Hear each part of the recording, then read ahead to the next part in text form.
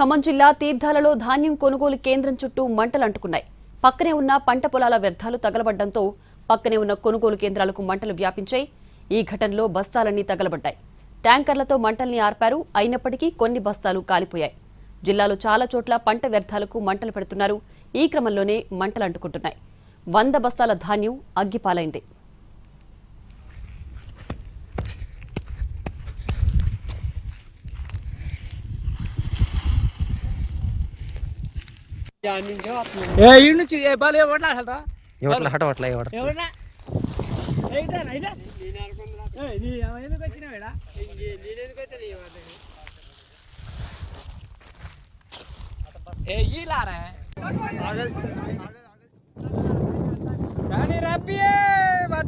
రబ్బా బిడ్డ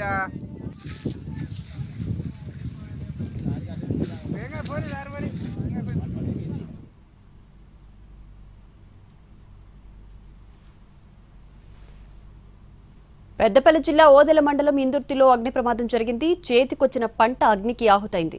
పొలాల్లోని కొయ్య కాళ్లకు అంటుకున్న మంటలు పక్కనే ఉన్న వరి ధాన్యం బస్తాలకు విస్తరించింది.